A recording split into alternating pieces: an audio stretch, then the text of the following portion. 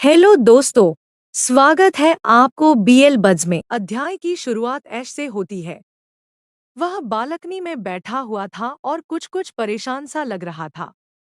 ऐश का बटलर उसे देखता है और मन ही मन सोचता है, ये आज ऐसे क्यों लग रहे हैं। तभी उसका बटलर पूछता है, यंग मास्टर, क्या भोज में कुछ हुआ था? लेकिन उस वक्त ऐश कुछ नहीं कहता। कुछ सेकंड बाद वह अचानक पूछता है, आखिर मर्द आपस में शादी क्यों नहीं कर सकते? बटलर चौंक कर कहता है, माफ कीजिए। ऐश दोहराता है, मैंने कहा, मर्द आपस में शादी क्यों नहीं कर सकते? बटलर जवाब देता है, खैर, ये तो साफ है न, क्योंकि वे बच्चे पैदा नहीं कर सकते। ऐश पूछता है, तो क्या आप ये कह रहे हैं कि शादी का मकसद प्यार नहीं बल्कि बच्चे हैं? बटलर कहता है, सिर्फ बच्चों की बात नहीं है। कुलीन वर्ग के लिए शादी ज्यादातर एक तरह का लेन देन होती है।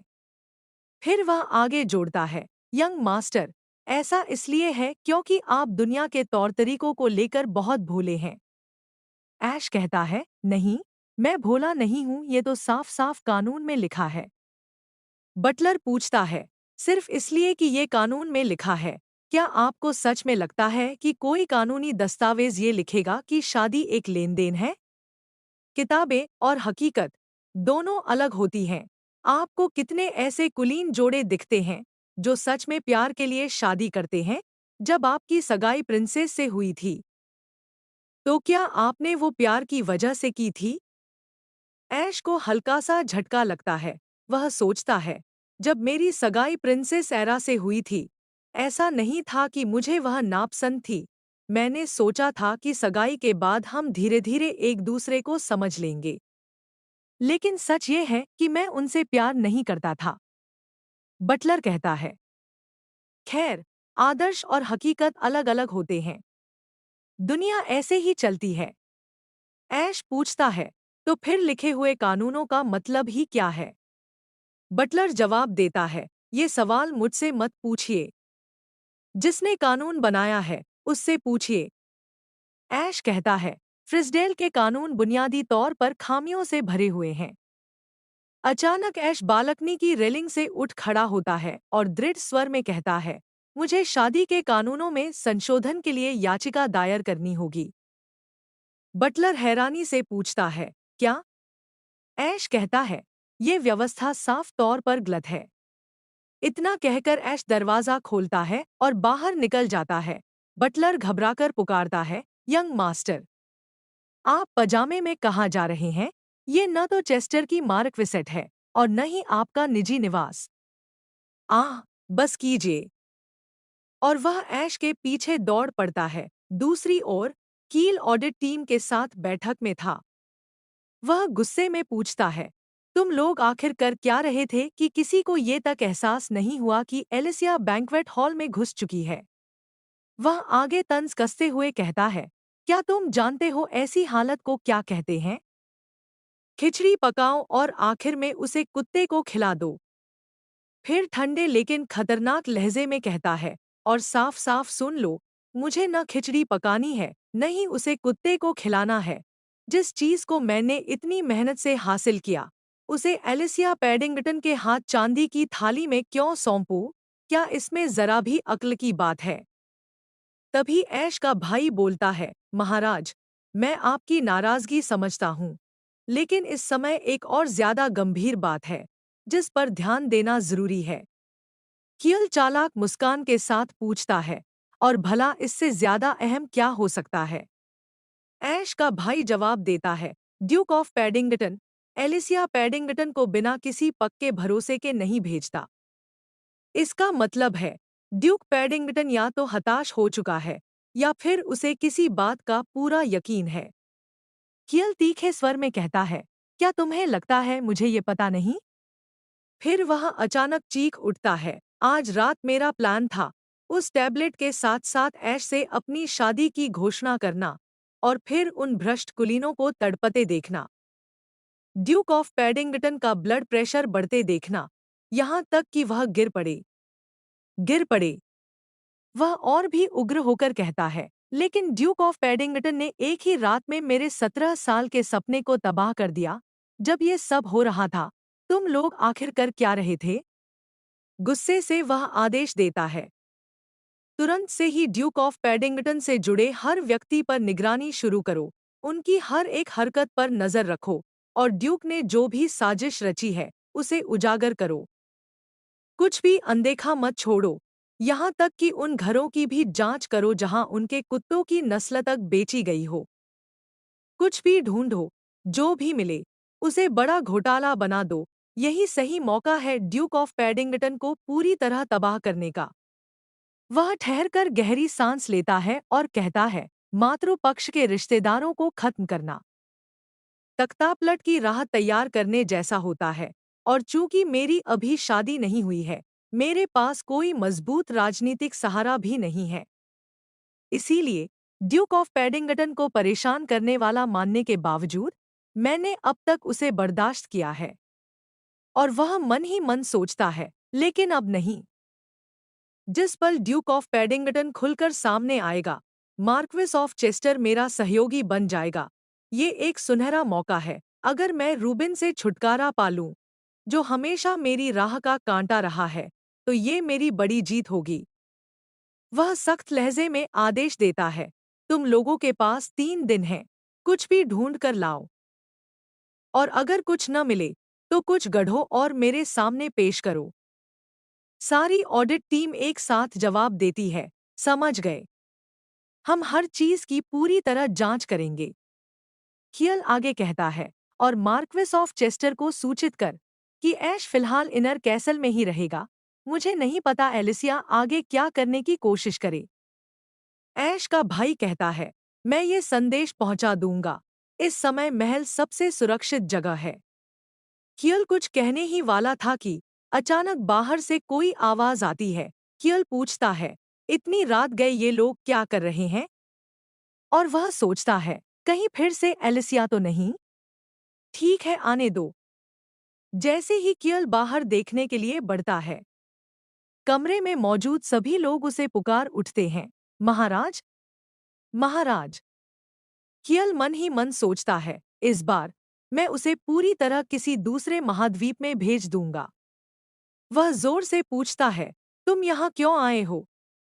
जैसे ही कियल दरवाजा खोलता है, सामने खड़े व्यक्ति को देखकर वह ठिठक जाता है। वहां ऐश खड़ा था, पजामे में, बेहद खूबसूरत।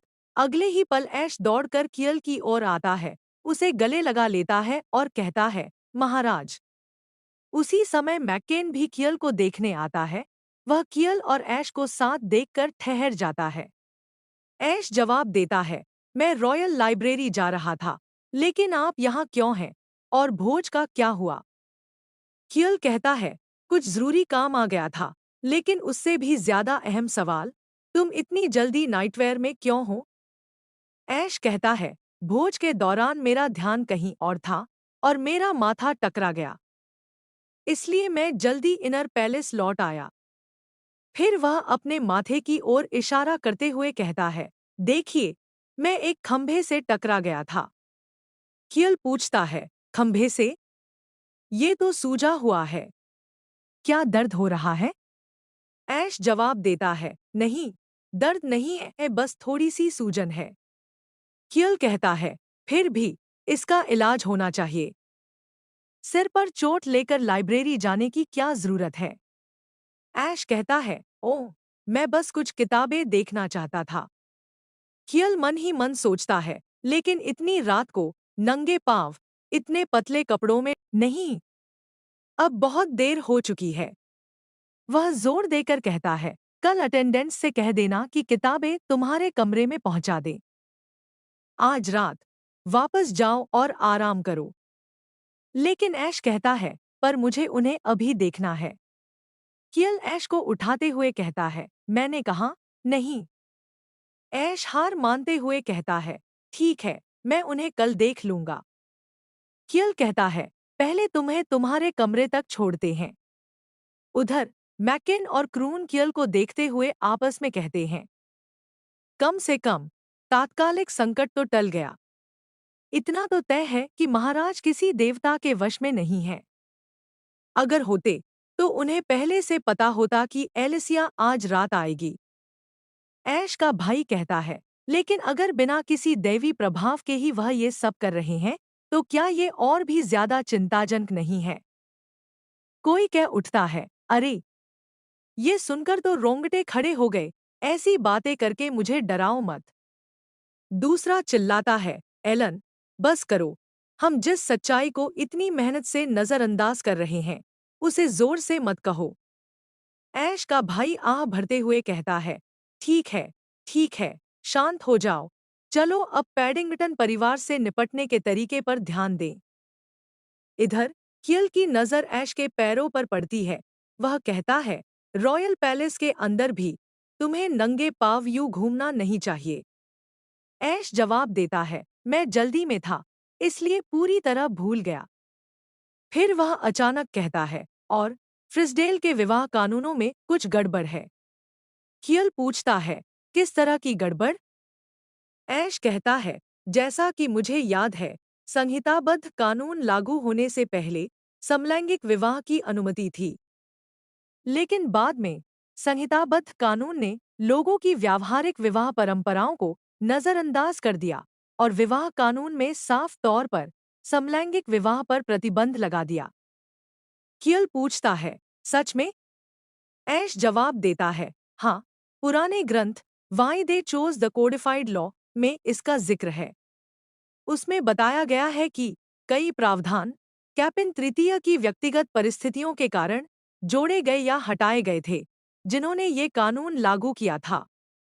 फिर वह आगे जोड़ता है, लेकिन कैपिन तृतीय ही पहले और एकमात्र सम्राट थे जिन्होंने समलैंगिक विवाह किया था। क्या ये बात विरोधाभासी नहीं लगती?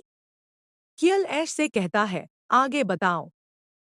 ऐश अपनी बात जारी रखता है, इसका उल्लेख हिस्टोरिकल एनेक्डोट्स एंथोलॉजी में भी मिलता है। ऐश सम्राट के पुराने इतिहास के बारे में कहना शुरू करता है। बहुत समय पहले की बात है, सम्राट कैपिन तृतीय हुआ करते थे, जिन्होंने संहिताबद्ध कानून की स्थापना की थी। एक दिन वह अपने एक वासल अधीनस्थ को विवाह का प्रस्ताव देने वाले थे, लेकिन उससे पहले ही एक और पुरुष ने पहल कर दी। क्रोधित होकर सम्राट कैपिन तृतीय ने संहिताबद्ध कानून में एक नया प्रावधान जोड़ दिया। असाधारण परिस्थितियों को छोड़कर समलैंगिक विवाह निषिद्ध है। इसके परिणामस्वरूप वह वासल उस दूसरे पुरुष से विवाह नहीं कर सका और अंततः उसे स्वयं सम्राट कैपिन तृतीय से ही विवाह करना पड़ा। ये सब सुनकर कियल मन ही मन सोचता है, व्यक्तिगत लाभ और भावनात्मक कारणों से संहिताबद्ध कानूनों का मसौदा तैयार करना और उनमें संशोधन करना, ये सच में मेरे किसी पूर्वज की ही करतूत लगती है। ऐश कियल से कहता है, इस देश के विवाह कानून साफ तौर पर दोषपूर्ण हैं। कानून सम्मान के योग्य होते हैं, लेकिन अगर कोई कानून गलत है, तो उससे और बड़ा नुकसान होने से पहले उसे बदला जाना चाहिए। कियल मुस्कुराते हुए पूछता है, तो तुम विवाह कानून में संशोधन के लिए याचिका दायर करने वाले हो? फिर वह आगे पूछता है, लेकिन ऐसा महान विचार अचानक आया कैसे? वह ऐश की ओर देखता है। ऐश का चेहरा एकदम बदला हुआ था। वह चौंका हुआ और उदास लग रहा था। कियल चिंतित होकर पूछता है, क्या हुआ? क्या कुछ हुआ है? क्या किसी ने तुमसे कुछ कहा? ऐश कुछ कहने ही वाला होता है, फिर रुक जाता है। कियल जोर देकर कहता है, अगर कुछ कहना है, तो साफ कहो, आखिर हुआ क्या? तभी बटलर बीच में बोल पड़ता है, महाराज, गरम तौलिया तैयार है। कियल कहता है, यहाँ ले आओ। वह ऐश की गोद में तकिया रखता है। बटलर कहता है, मैं उनके पैर पोंछ देता हूँ। कियल जवाब देता है, जरूरत नहीं, मैं खुद कर लूंगा, बस तौलिया यहीं रख दो। वह ऐश से कहता है, अपने पैर दो। ऐश को देखते हुए कियल धीरे से कहता है, तुम्हें रात में इस तरह कपड़े पहनकर इधर उधर नहीं दौड़ना चाहिए। राजधानी में रात के समय कई डरावनी चीजें घूमती रहती हैं। वह ऐश के और करीब झुकते हुए कहता है, अगर कोई तुम्हें खा जाए तो?